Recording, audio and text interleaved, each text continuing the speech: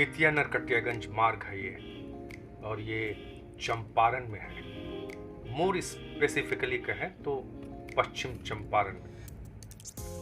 जहाँ पर हम हैं वहाँ से रामनगर की दूरी 16 किलोमीटर है, भितिहरवा आश्रम 20 किलोमीटर है, बलथर 20 किलोमीटर दूर है और जमुनिया बाजार 22 किलोमीटर दूर है। देखिए, हमें ये सूचना पट्ट से या साइनेजेस से ये पता चल गया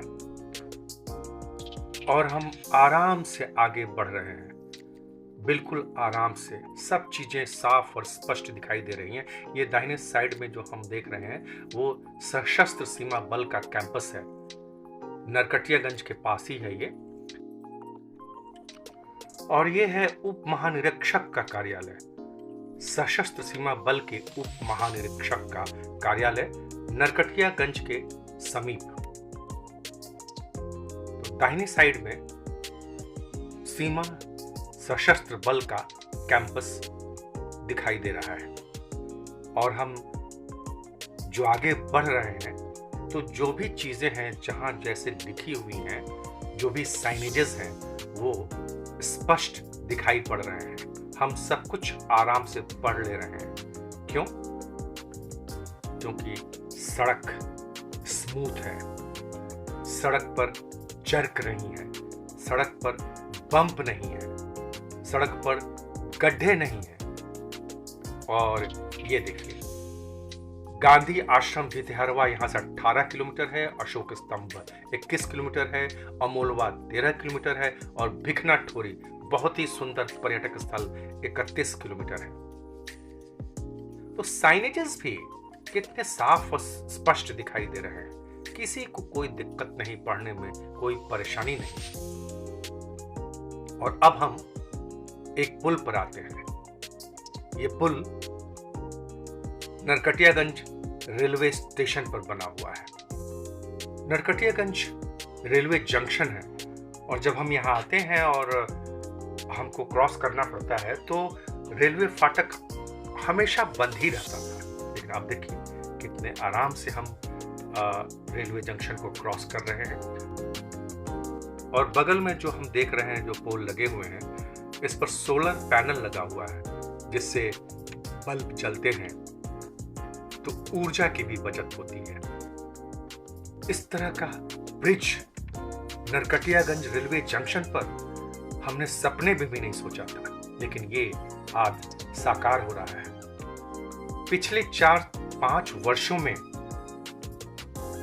बहुत काम हुआ है, लगता है, सड़क के निर्माण पर, पुल के निर्माण पर, और ये देश के विकास को गति देता है, रफ्तार देता है। क्यों देता है ये हम आगे बताएंगे।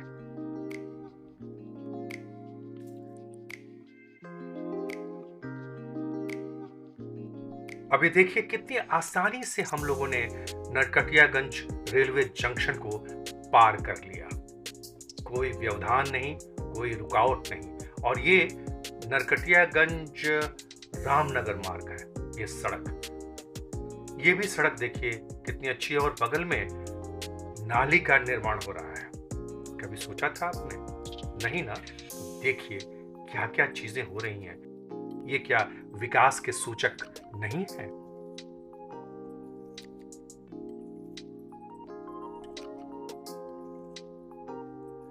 अब ये साइनेज देखिए, इस साइनेज पर लिखा हुआ है Chanki 6 kilometre, Chamua 7 kilometre, Ramnagar 16 kilometre, Bhairavganj 26 kilometre और यहां से Bagaha 43 kilometre, Padrauna 70 kilometre, Valmiki Nagar 80 kilometre और गोरखपुर जानते हैं 142 किलोमीटर।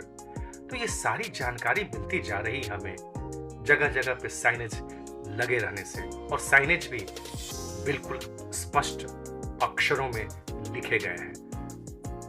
और चूंकि सड़कें अच्छी हैं इसलिए आप उसको पढ़ भी रहे हैं। अगर सड़कें अच्छी नहीं होती तो पढ़ने में भी दिक्कत होती। अब हम रामनगर पहुंच गए हैं।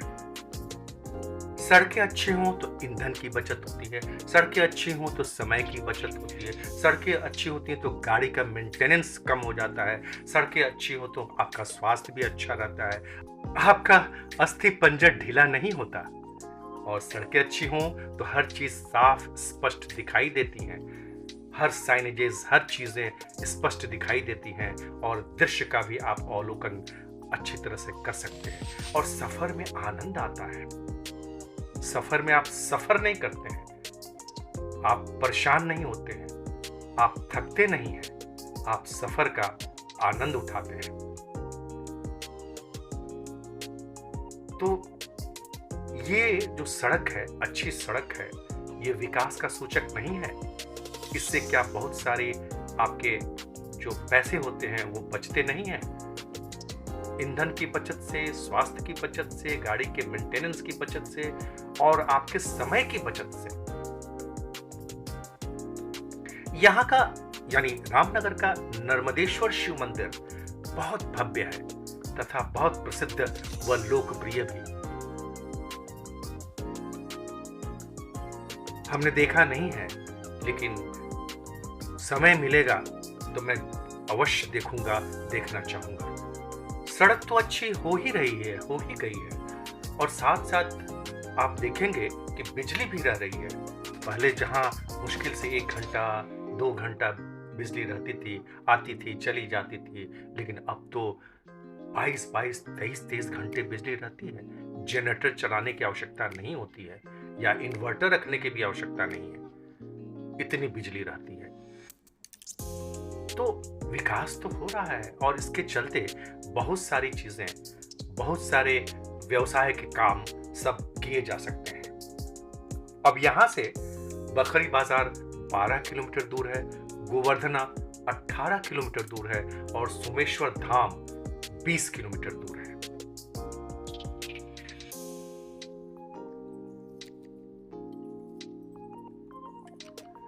तो जिनको दिखाई नहीं देता है वो तो कुछ भी कहते रहेंगे। कभी कभी कुछ चीजों के दाम बढ़ते रहते हैं, घटते रहते हैं, वो चलता रहता है। लेकिन ये सारी चीजें, ये जो इंफ्रास्ट्रक्चर जो डेवलप कर रहा है और उसके चलते बहुत सारी सुविधाएं मिल गई हैं, उसके चलते बहुत सारे लेटेंट फायदे हैं और पैसे की और समय की बचत हो रही है, ये हमें दिखाई नहीं देता है। ये भी तो दिखना चाहिए जिसके लिए हम इतने वर्षों से, इतने सालों से इंतजार कर रहे थे। जहां हमें पहुंचने में 12 घंटा 14 घंटा लगता है, वहां हम 5 घंटे 6 घंटे में पहुंच जाते हैं और आराम से पहुंच जाते हैं और थकते भी नहीं हैं और सब कुछ अच्छी तरह से देखते, संभलते, जानते और पहचानते चले जाते हैं। अब ये देखिए, हम थरवट क्षेत्र में पहुंच गए हैं। बड़े बड़े खेत, दूर दूर तक खेत, कोई व्यवधान नहीं और हरे भरे खेत। काफी उपजाऊ धरती है थरवट की, बहुत ही उपजाऊ है, पंजाब से भी ज्यादा उपजाऊ। और यह भी कहा जाता है कि विश्व में ऐसी धरती, इतनी उपजाऊ धरती शायद ही कहीं हो। इस थरवट क्षेत्र में बहुत बड़े बड़े फार्म हाउसेस हैं जिनको स्टेट के रूप में जाना जाता है।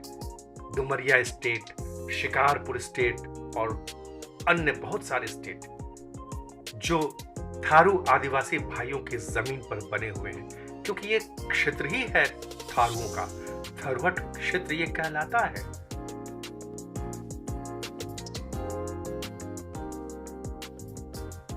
अब हम बकवा चंद्रौल जो गांव है उसको क्रॉस कर चुके हैं और बखरी बाजार की तरफ आगे बढ़ रहे हैं। बखरी बाजार गांव ही मेरा गांव है। मेरा गांव इसलिए कि मैंने इसी गांव में रहकर थारुओं के ऊपर, थारू आदिवासी भाइयों के ऊपर अपना शोध किया था पीएचडी के लिए और डॉक्टरेट की उपाधि जो मिली है वो मैं थारुओं को ही समर्पित करता हूं, क्योंकि उन्हीं के ऊपर कार्य करने के उपरांत मुझे ये उपाधि मिली। ये बखरी चौक है, बखरी बाजार गांव का बखरी चौक। इस गांव से मैं 36 वर्षों से ज्यादा से जुड़ा हुआ हूं। मैं बराबर आता रहा हूं, अभी भी आता हूं। रिसर्च के दौरान तो यहां रहता भी था, विपरीत परिस्थितियों में, लेकिन आज भी आता रहता हूं थारुओं के बीच में, उस गांव में जिस गांव में मैंने कई वर्ष बिताए हैं विपरीत परिस्थितियों में। और अब हम गोवर्धना की तरफ जा रहे हैं। यहाँ से करीब 1 किलोमीटर गोवर्धना होगा। और देखिए कितना अच्छा लग रहा है यहाँ तक सड़क। देखिए हम लोग बेतिया से चले हैं और गोवर्धना तक जा रहे हैं, और सड़क कितनी स्मूथ है, खड्डा रहित, गड्ढा रहित। और अब यहां से हम लौटते हैं रामनगर लौरिया रोड से। और ये देखिए रामनगर में भी रेल के ऊपर कितना सुंदर ब्रिज बन गया है। और बाएं साइड में जो आप देख रहे हैं वो चीनी मिल है। तो ये सब चीजें हमने कहाँ सोची थी? हम कभी सोच नहीं सकते थे कि चंपारण, वेस्ट चंपारण जैसे उपेक्षित बैकवर्ड क्षेत्र में भी इस तरह का कार्य हो सकता है, इस तरह का निर्माण हो सकता है। बहुत अच्छा लगा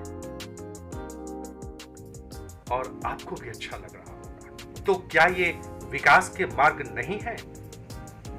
जीवन को रफ्तार देने के मार्ग नहीं है? जीवन शैली को गति प्रदान करने के मार्ग नहीं है? जरा सोचिए, दिल से सोचिए, तब आपको दिखाई देगा कि विकास हो रहा है।